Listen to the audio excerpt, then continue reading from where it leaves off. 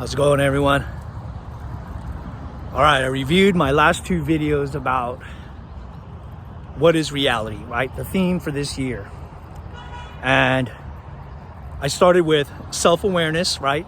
Pretty much recognizing that there is a change that needs to be made. And then observation, right? Observing what change you might want to make, right? And so I thought today, maybe we should talk a little bit about perception, right? The filter and the way we view things, right? So it's not just the way we look at ourselves, but the way we look at other people and the world around us, right? In my last video, I mentioned that I looked through the world with a lens of everything was under my control and I could control people just by my own actions. But that's not reality. I mean, yeah, sure, we have people that can put people into slavery and there's this sense of control, but is it really control when you're just holding a person down? Because that person will eventually do whatever they want, and then there's that sense of peace that we can never hold when we're holding another person down, right? So there's perception. It's the lens and the way we view the world. That's what perception is really like. It's a worldview. So, one of the reasons I'm driven to pursue an in-depth look at reality is that because I'm a person in recovery, I know that one of the things that I can do easily is lie to myself. That's what us addicts and alcoholics do. We lie. We lie to ourselves mostly.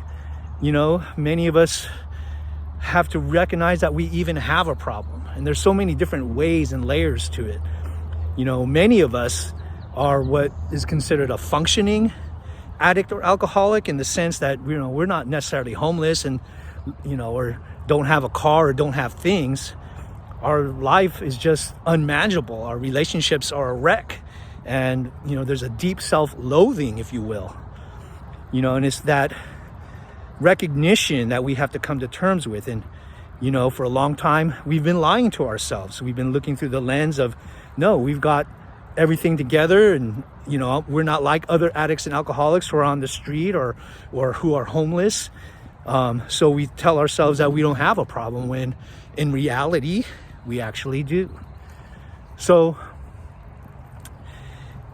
part of the way reality is affected is we're working to kind of refine the way we view ourselves and the world and people, right? I used to be a person that looked through the lens of anger and hate and rage.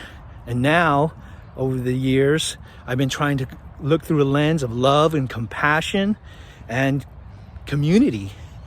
And I'll tell you, it's not easy. I have to literally practice compassion because there's this part of me that just doesn't really feel it a lot, don't get me wrong. I feel emotions. I feel love. I feel a deep connection to the God of the Bible and to people that I truly care about. But sometimes, I can watch something happen to another person and I just won't feel anything. I can tell myself I feel bad, and sometimes I will say I feel bad for that person, but it doesn't always happen. So that's what I mean by me having to practice compassion, because I have to view certain actions through the lens of God's love. That's what I'm trying to do. I'm trying to almost reshape my perspective, reshape the way I view reality. And in that sense, a lot of things shift in my life, right? Certain people won't, come into my life, or if there's challenges that I have to face, I'm approaching it in a whole different way than I used to. It's not through the lens of anger or self-loathing, but through the lens of love. And that means there's a lot of patience and kindness, and prayer for sure. So that's another aspect of reality other than self-awareness and observation. It's perception. So consider that. Consider the way that you view the world and through the lens of which you look at it. All right. We'll continue to look at this and explore it deeper.